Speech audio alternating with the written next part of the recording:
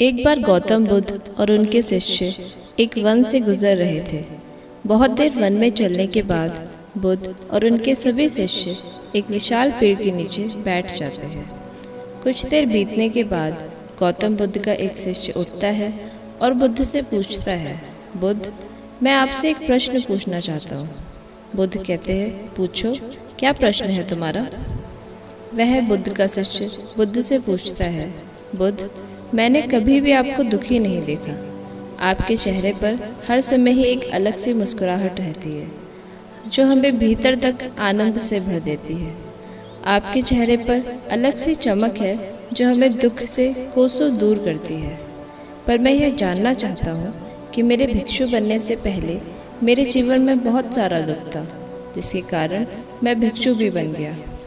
पर मैं अभी तक भी नहीं जान पाया हूँ कि दुख है क्या। क्या आप मुझे बता सकते हैं कि वास्तव में दुख क्या है? बुद्ध मुस्कुराते हैं और अपने भिक्षु से कहते हैं, दुख एक विचार से ज़्यादा कुछ नहीं है। सभी लोग सुनकर चौंक जाते हैं और बुद्ध से पूछते हैं, परंतु बुद्ध, विचार तो आते हैं और चले जाते हैं, पर दुख एक बार आ जाता है तो जाने का नाम ही नहीं लेता। बुद्ध कहते हैं, मैं तुम्हें एक छोटी सी घटना बताता हूँ। एक नगर में एक धनी सेठ रहता था। उसके पास एक वफादार नौकर था। वह सेठ अपने नौकर पर बहुत विश्वास करता है, पर सेठ अपने नौकर पर कभी भी किसी बात के लिए भी शक नहीं करता था, क्योंकि उसका नौकर वास्तव में ही बहुत ईमानदार होता है। एक बार उस सेठ को किसी काम से बाहर जाना पड़ता है। 2-3 दिन बाद जब वह सेठ वापस लौटता है तो वह एक कीमती सामान लेकर आता है। वह उस कीमती सामान को अपने कमरे में बड़ा सजा कर रखता है और अपने नौकर से कह देता है, तुम्हें खास तौर पर इस चीज़ का ध्यान रखना है। ध्यान रहे यह टूटे नहीं, यह मेरा बहुत प्रिय है। नौकर कहता है, मालिक, मैं पूरा ध्यान रखूँगा, आप चिंता ना करें। अगले ही दिन वह नौकर पूरे घर की सफाई कर रहा होता है। सफाई करते वक्त वह कीमती चीज़ उस नौकर के हाथ से फिसल जाती है और नीचे गिर जाती है। सेठ को यह बात पता चलती है और वह नौकर के पास आता है और नौकर को खूब डांटता धमकाता है, पर ना तो वह उस नौकर को नौकरी से निकाल सकता है और ना ही उसे पीट सकता है, क्योंकि वह उसका बहुत ईमानदार और पुराना नौकर था। इसलिए वह डांट धमका कर ही उसे छोड़ देता है। सेठ अपने उस कीमती चीज़ के बारे में सोच सोचकर बहुत दुखी हो जाता है। रात होती है और सेठ अपने कमरे में लेट जाता है। सेठ को नींद नहीं आ रही होती, वह बहुत बेचैन होता है। बेचैनी के कारण सेठ अपने कमरे से बाहर निकलता है और देखता है कि उसका नौकर निश्चिंत के साथ खर्राटे ले लेकर सो रहा होता है। वह यह देखकर और भी क्रोधित हो जाता है।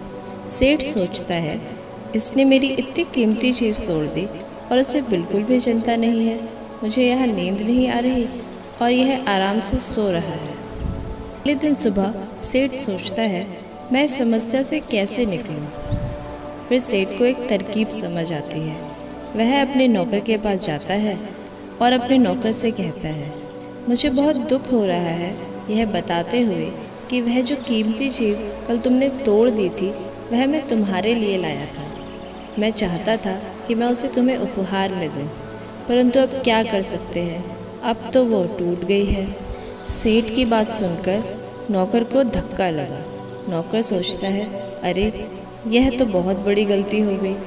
वे इतनी कीमती और महंगी चीज़ मेरे लिए थी और वो मुझसे ही टूट गई। फिर क्या? उस नौकर के मन में बेचैनी पैदा हो जाती है, दुख पैदा हो जाता है। रात होती है और सेठ आराम से सोता है और वहाँ नौकर बेचैन रहता है। उसे नींद नहीं आती। क्यों नींद नहीं आती? क्योंकि अब उस नौकर ने उस सेठ की उस कीमती चीज़ को अपने आप से जोड़ लिया था, इसलिए वह दुखी हो रहा है। पहले उस नौकर के मन में यह विचार नहीं था कि वह कीमती चीज़ मेरी है, पर अब उसके मन में यह विचार है कि अगर वे कीमती चीज़ ना टूटती तो वो मेरी होती।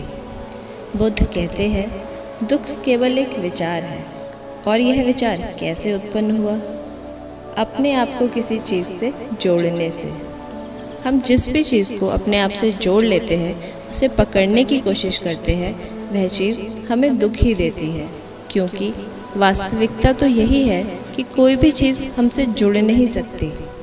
हर चीज़ आपके पास है, आपकी है, पर कुछ समय के लिए। कुछ समय बाद वह आपसे दूर हो जाएगी।